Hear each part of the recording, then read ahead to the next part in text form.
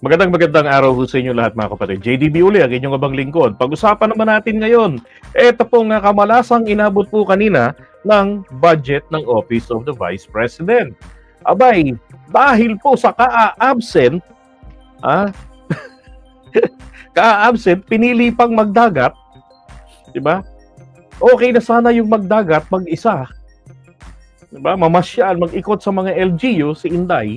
Ang problema, yung kanyang mga alipores, hindi rin po nagpunta ng Kongreso.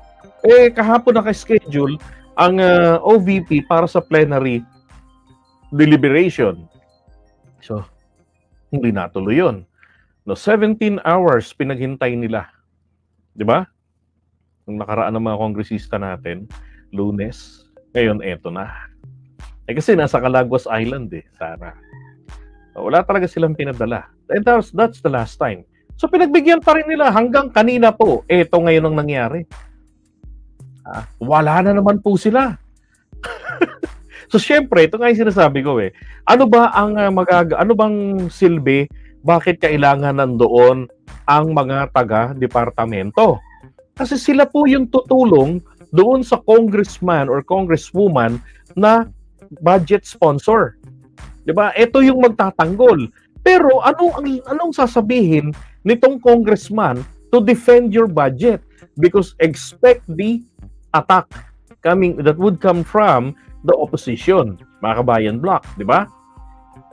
Absent sila. And prior to that, yung committee mismo.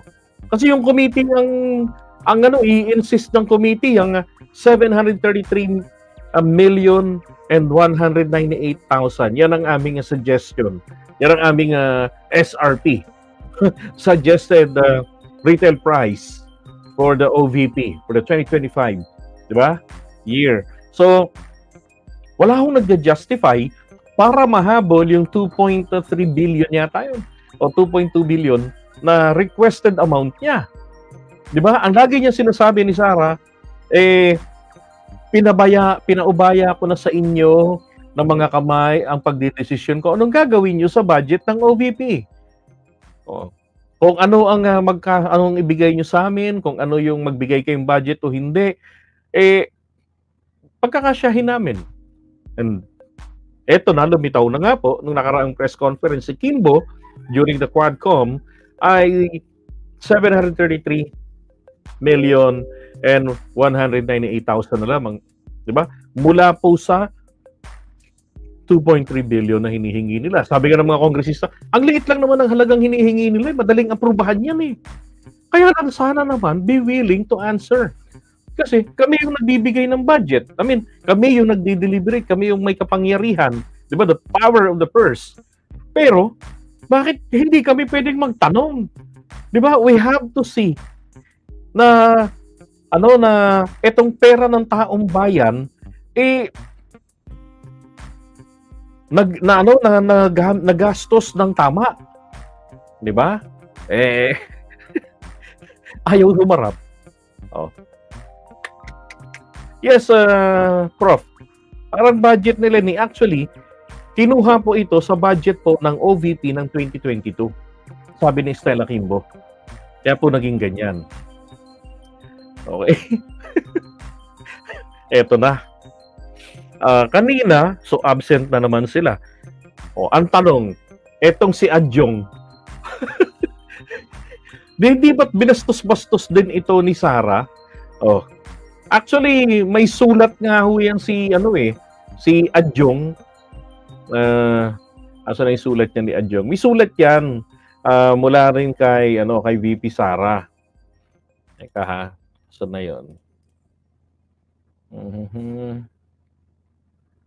Okay, ito September 11. Wait a second. So, meron pang isang sulat ito, yung mahaba naman Okay, here we go.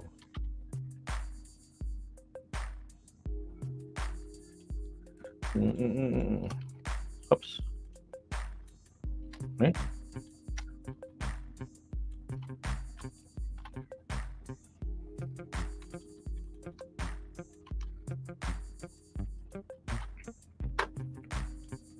Alayin natin.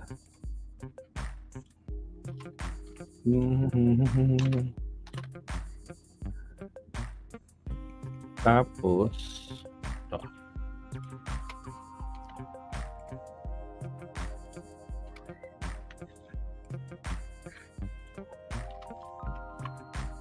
Alright, so ito na. Okay, ito ngayon yung sulat.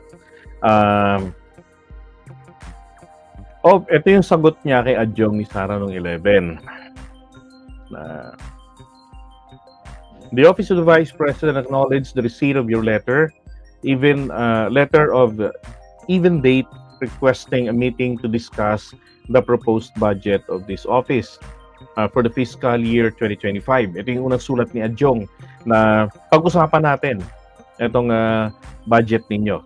So sabi niya, as communicated to the Speaker of the House of Representatives and the Chair of the Committee on Appropriations, si Saldico, na dalawang inatake ni Sara.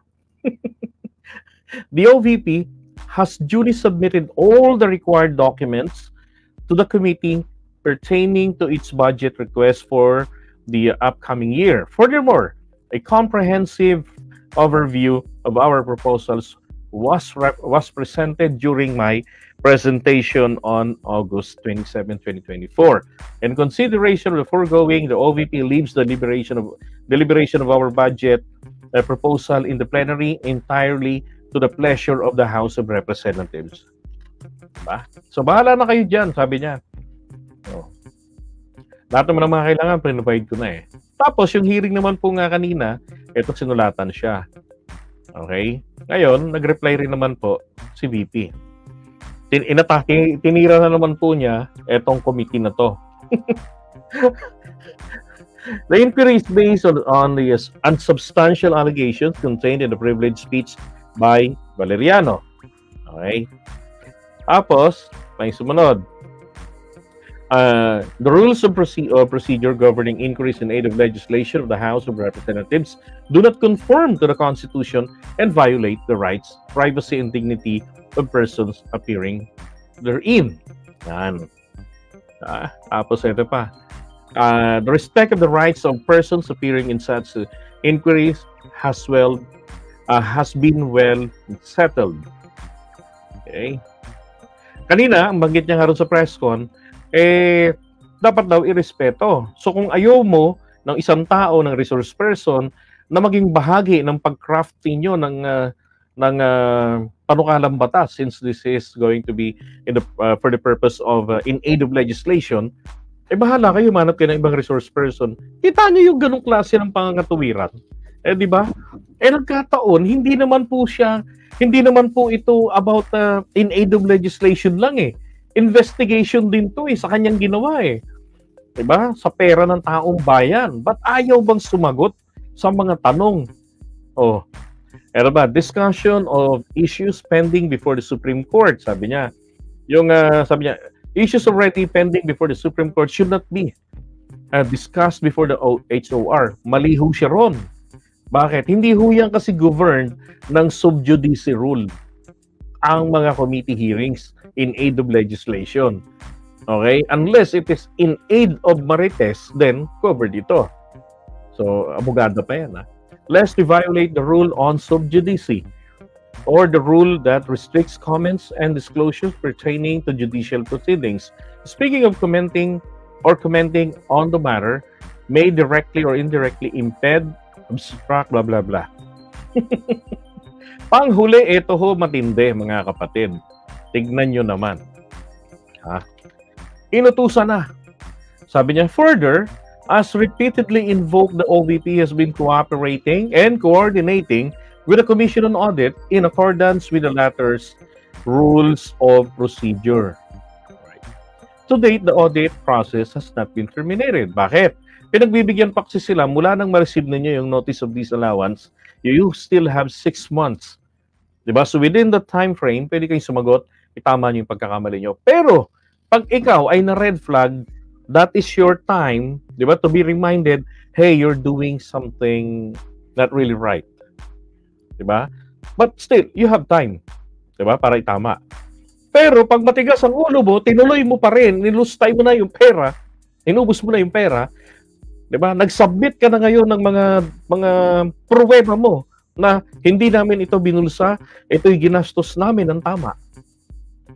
So tinitignan ngayon ng COA, ang confidential fund ay may guidelines that has to be followed. Nasunod nyo ba? Hindi. Saka nakakita na kailangan ng pera gagastusin sa mga security-related matters. Diba? Pagbili ng information na related sa security matters. Eh nandun, pambili ng lamesa, ng mga supplies, pambili ng gamot, libreng sakay, pambili ng tawag dito, kung ano-anong merong, di ba? Mayroon pa yata silang 40 million doon. Oh. Kaya ayaw humarap dahil takot masita. Di ba? Dadaanin na lamang sa bahala na po kung ano ang paniniwala ng mga tao, paawa effect, pa-victim. Di ba? Ito namang mga kababayan nating naku po, anga. Di ba? O ngayon, api sila eh. Oh. Ito yung utos niya. Considering the aforementioned, I reiterate my request to terminate this inquiry immediately. Grabe talaga, no? Kaya hindi ho nakapagtataka na ang abutin po talaga nito ng budget nila, yan lang. 'Di ba? Walang wala silang matatanong na what would be your reaction about this budget cut from 2.3 naging ano na lang. Baka naman gusto niyo i-justify para mahabol. 'Di ba? Mahabol. Kasi yung decision po ng committee, pwede po itong ma-override ng plenary. Pwedeng ma-restore yung pera nila. Hindi nga lang pwedeng malakihan yung 2.3 billion. Pwedeng lumiit lang. Grabe yung pagliit nito. 160% ba? Yung kung nagkakamali, yung nawala. Sa original amount na ni-request nila. Ay. So, nasunod lang po yung committee report number 1208. Tapos nga, nang mangyayari po, by October 11, nako. Ano bang pwede? Babasa mga ganun. September pa lang naman eh. Diba? Pagkakaroon pa yan. So, pag binahalas to, mapa-final po ang budget nila. Talaga naman ng 733 million lang. Tapos, ang sabi niya kanina, sa Senado, dadalo daw sila. Dadalo daw siya. Hindi niya po talaga naiintindihan din ang proseso. So, prior to that, na dadalo sila sa Senado na sinabi niya, kaya ayaw niya sa Kongreso kasi pagdating naman daw po ng bicameral, ang masusunod naman daw dyan, etong si Saldico ng House Committee on Appropriation Chairman na mayroong halos 200 miyembro ng yung committee nila, including the minority and Makabayan Bloc. Diba? Tapos, ang Senate, dadaluhan niya. Alam niyo ho, ang Senate, magkakaroon din po ng budget hearing. Inihintay daw nila yung sa plenary. No, doon nila dadaluhan para pagdepensa ng budget. Diba? So, hindi rin naman daw siya umaasa na mahahabol pa. Ba't ka pa pupunta doon? Diba? Ba't ka pa pupunta doon? Ang laki ng kalokohan ni VP Sara eh.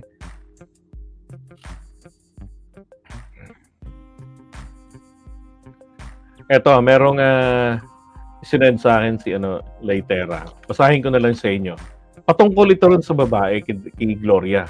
Sabi nga niya rito, kung kurap yan, bakit in-appoint ni Digong? Tama nga naman, di ba? 2020, ayan, no?